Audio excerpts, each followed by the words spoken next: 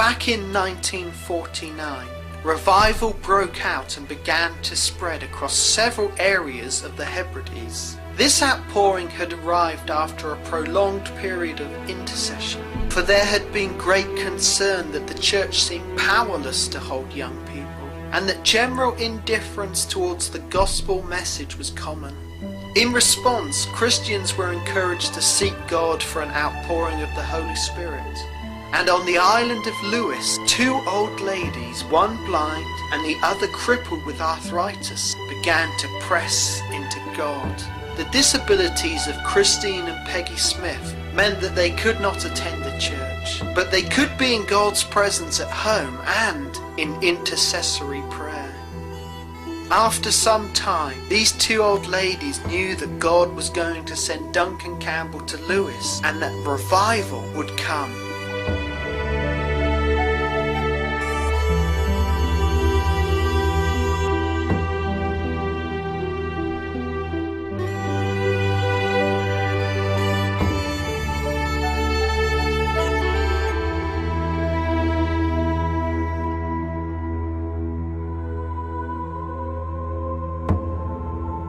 With this word from God, an invitation was sent to Campbell, but it was refused, and the 2 sisters were told that he would not be coming. In boldness they declared, "That's what man says. God has said otherwise. He shall be here within a fortnight."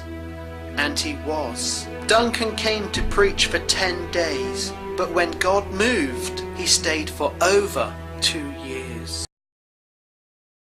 When God stepped down, suddenly men and women all over the parish were gripped by the fear of God. God, are my hands clean? Is my heart pure? The moment that happened in the barn, a power was let loose in Barvas that shook the whole of Lewis. God stepped down. The Holy Spirit began to move among the people.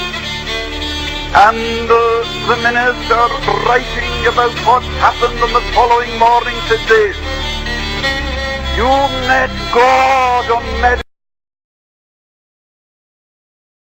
in the homes of the people. God seemed to be everywhere." What was that? Revival.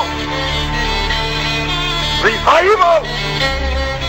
As an evangelist, not a special effort, not anything at all organized on the basis of human endeavor, but an awareness of God that gripped the whole community, so much so that was stopped. I can remember once, within 24 hours, addressing 8 meetings, crowded churches.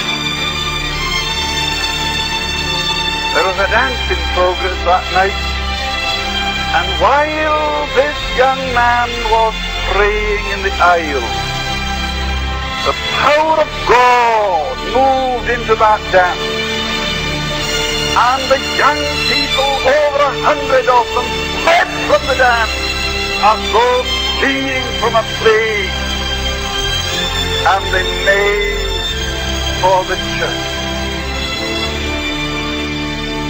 When I endeavored to get up into the pulpit, I found the way blocked with young people who had been at the dance.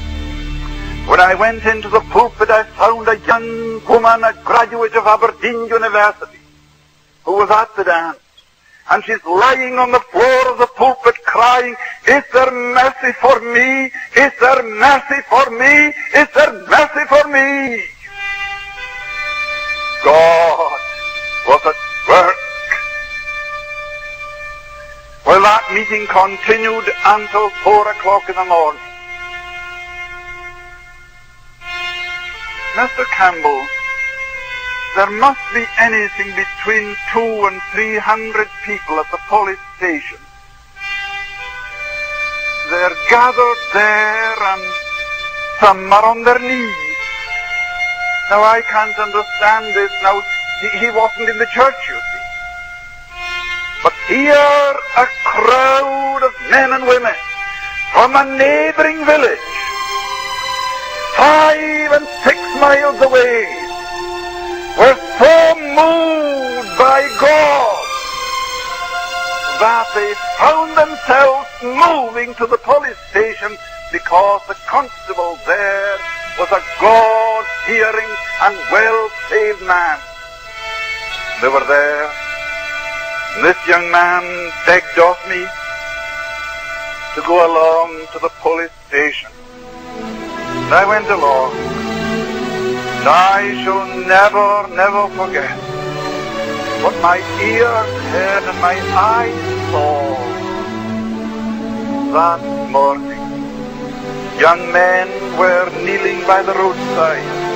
I think just now of a group of half a dozen.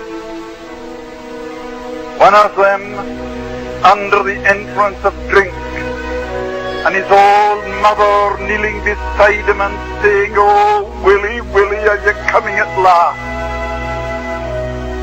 Mr. Campbell, something wonderful has happened. Revival has broken out. Door and see the crowd that's here. 11 o'clock, Matthew, 11 o'clock.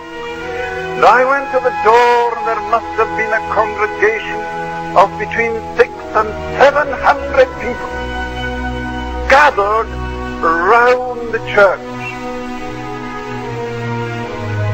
And within a matter of minutes, the church was crowded at 11:45.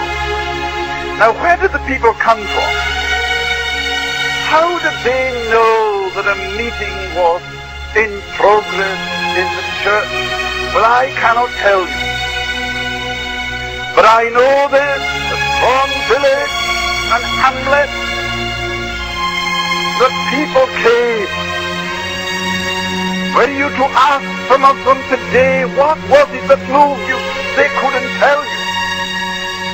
Only that they were moved by a power that they could not explain, and the power was such as to give them to understand and see that they were hell-deserving sinners.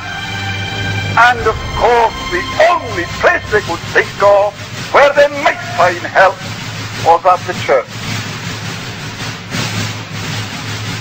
God was everywhere. And because of this awareness of God, the churches were crowded. Through the day, right on through the night till 5 and 6 o'clock in the morning. In revival, time does not exist. One of the mighty movements in the midst of this great visitation. You know that the drinking house was closed that night, never been opened since. The men who used to drink there and spend the evenings there are now praying in our prayer meeting. It is because they entered into the fullness. It was because the people of Louis grasped that truth that we can say today we know practically nothing of backsliding from that gracious movement of years ago. My dear people, did you good folk understand what revival means?